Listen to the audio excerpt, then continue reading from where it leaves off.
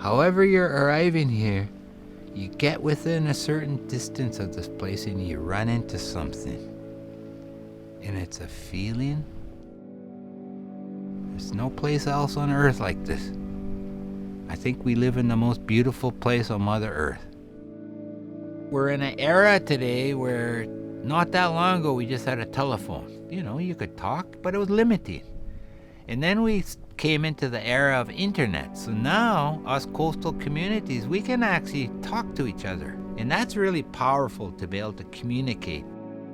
In our boardroom right now, we're just putting in smart boards so we can have live meetings without having to leave HaidaGwaii, but still being able to see the people we're meeting with. So we're really starting to build this technology to use in the future as we go forward because we see the benefit of it.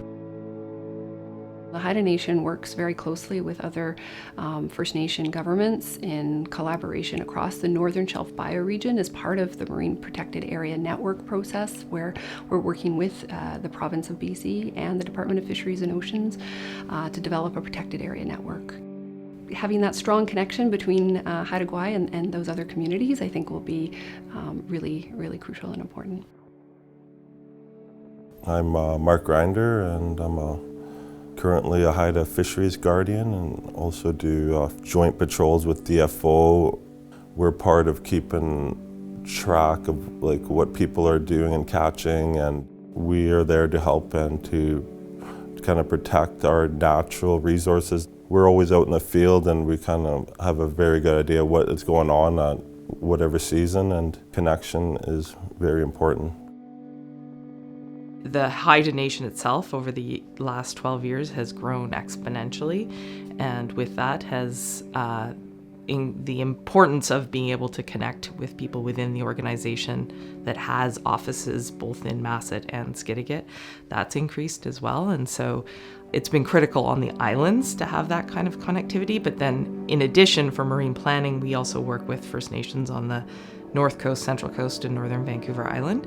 So there's been a real effort over the past 12 years to do sort of integrated spatial and marine planning with all nations on the coast. And in doing that work, we're constantly in touch with small communities all up and down the coast and other nations up and down the coast and sharing information. The Haida are unique in their culture and in their language. We've been here for over 10,000 years. Partnering is very important. When two people partner and join, 1,000 lives are saved. But when two communities join, hundreds of thousands of lives are saved just by that partnering.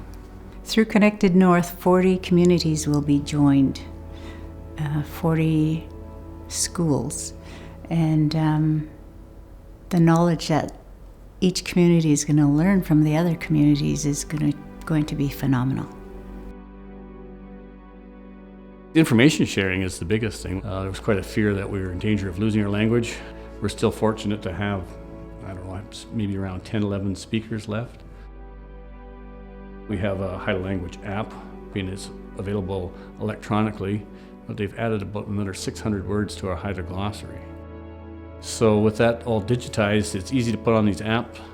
So it's a good way for young people to learn the Haida language. We just recently graduated a bunch of students to be certified Haida language teachers. Our language is in a good place, and now with the use of the internet, I think it'll be easily accessible to even our off-island residents. We believe, from a global perspective, we have a role to play in connected community. We bring something very unique to this world, and it's teachings of our ancestors. You can't just always take, you have to give back. If you don't give back, things are going to go out of balance, and that's what we see out in this big world of ours, and we have something to offer this world, is trying to find that balance. We are really good at that, and we are trying to find a way now to incorporate what we do on HaidaGwaii here on this little island and to share it with the world, to show them that we can, if we truly are committed to working together, to find a way through these challenges and to keep us intact and to keep the natural cycles of Earth going. I believe that's our challenge as human beings. And if we can't see that, we are being too arrogant, because we are ultimately harming ourselves. And we believe that through what we're doing here on HaidaGwaii, that working with British Columbia and working with Canada and working with the citizens of this world, that we can use the example here to show the world of a way in which we can walk forward to hopefully secure our future.